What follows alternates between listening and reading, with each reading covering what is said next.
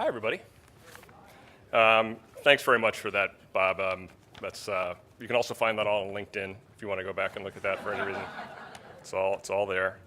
I really appreciate this honor, and I'm really humbled about it, and was kind of surprised. I think one of the first questions I had when you guys called was, "Are you sure you got the right Gary?" So,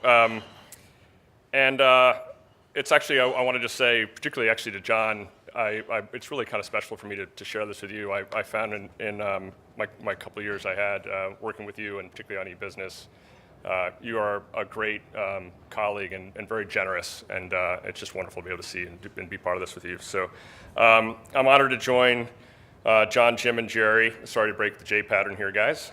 I thought that was maybe that's a quality. I don't know.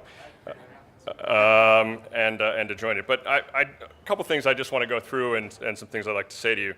It is really at moments like this, I have to say I miss my parents, both of whom have passed and really encouraged me to do something I loved every day, and I want to just kind of think about their memory as I have this moment.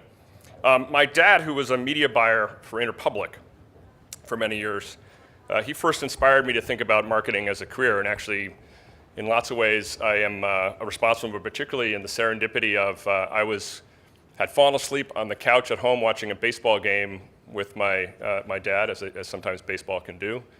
And he encouraged me to go to a fundraiser for my congressman where, as I was serving a beer to a guy, I got my break to get to Pepsi. So a lot of this has to do with my father. And as I kind of think about with my dad and remember from the times there, I really kind of grew up in the area of Mad Men, unfortunately not in that dysfunction, I would say, but it was great. And then lastly, before I get to my comments, is share this evening with my wife and her family who are here tonight, and I have always been grateful that you guys let me into your lives and let me share it with Catherine, so thank you so much. The last thing I say is part of the process for the AMA is I wasn't really clear who nominated me. I did ask a couple times and couldn't find out. I would say among the things that you mentioned about me, I am on the board of a beer company. So if you kind of want to say who you are, I'm happy to send a case of IPA your way. But let me get to it in terms of how I'm thinking about marketing and the future of marketing. You know, first of all, I'd say by nature I'm an optimist. And despite the upheaval in agencies, media, and some storied companies, I think there has never been a better time to be a marketer. Now, earlier in my career, as you mentioned, I was at Pepsi way before Kendall Jenner was born. And we were very focused on what our marketing VP used to call big idea marketing, big consumer promotions and big consumer TV campaigns. Now, we didn't have a complete sense of what worked until we saw the market share results. And the decision-making cycle was slow. For example, you made an ad, you showed it to some bottlers who certainly kicked at it, you ran it, and the market would tell you later how you did. We like to think that we knew how we were doing, but we really weren't that sure, unless it was really bad, in which case you knew right away. But the heart of that work was, as I've talked about before, storytelling, honest, inspiring, product-based storytelling. And I think that's still true today. Fundamentally, we as marketers are in the business of creating conversations that sell a product or service. And we spend lots of money to do it. So earlier in my career, it always bothered me that I had the responsibility to drive these outcomes, but I didn't have the insights to quickly determine them. Now, classically, this is Wanamaker's dilemma, and we can all whisper it to ourselves. We all know it. But increasingly, however, we're finally meeting that challenge. The internet and data science are improving our ability to measure attitudes and behaviors as never before. This is a great time to be a marketer. We should all, as marketers, love that. But I worry that as an industry, we're not changing fast enough. We spend $750 billion every year on advertising. We work across all major industries, and their upheaval, due to productivity and gains, trade and technology certainly, is redefining culture. The consumer internet, which started with the Mosaic Netscape browser, is nearly 25 years old. Amazon and other growing online companies are systematically changing the fundamentals of every retail segment, from wholesalers to retailers to mall owners. Now, Amazon has been open about their strategy since they started the same year as Netscape, 1994. Yet we observe the disruption of industry as if it's a surprise. And I would say it's not a surprise. we've been too slow to adopt and adapt. Advertisers are not acting fast enough to adapt to how people watch video online and content on their mobile phones. And this is true across creative, testing, media mix, and real-time optimization. Now, we know that TV is not radio with pictures. Well, mobile is not TV on a tiny screen. It's a new medium entirely. And so our work needs to adapt to this new medium. Otherwise, we're just perpetuating Wanamaker's dilemma to this new phase of digital advertising. And it's about time we solve this dilemma, because we now can. And here's one more challenge for all of us. If you ask anyone where I live, it's still early days. The changes to come in marketing analytics, consumer attribution, and lifestyle marketing are still massive. Technology is accelerating the pace of change. Right now, across every major high-margin consumer category, there is a Dollar Shave Club or Warby Parker that is seeking to take away your scale advantage in distribution or sales or marketing by communicating to where people are now. Here's their playbook. First, find a major consumer product company that has a leading brand with a high margin pool, multi-layer distribution and high marketing expense, shaving, personal care, bedding, house care, cosmetics. These are just the start. New brands are getting created in months and going after major brands who've led for decades. The cost to fail is relatively low, the cost to compete is lower, and the rewards for success can be massive. Then take advantage of a simple fact. If time is money, that is not how major brands are allocating media. And you know what? Consumers just don't care what we used to do. They care about their time and they care about their money. They just need to get something done. This is clearly what consumers want. At Facebook, for example, we know that the more an ad and newsfeed is targeted and meaningful to someone, the more they actually don't see it as an ad. They see it as content. That means the consumer benefits, as does Facebook.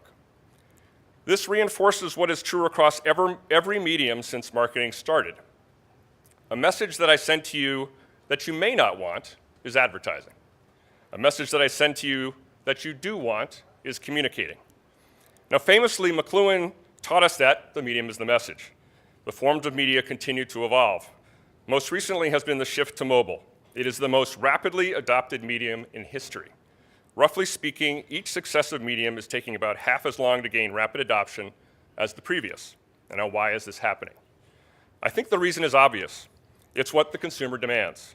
As marketers, we've been too focused on what we are supplying, our messages through media, and not on what people are demanding.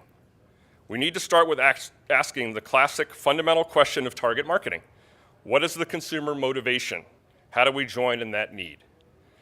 Now, more urgently, I would say we need to get to the long, hard work to redefine how we get goods and services to market. We have to change organizations faster, combining creative with accurate analytics when consumers explicitly don't want friction.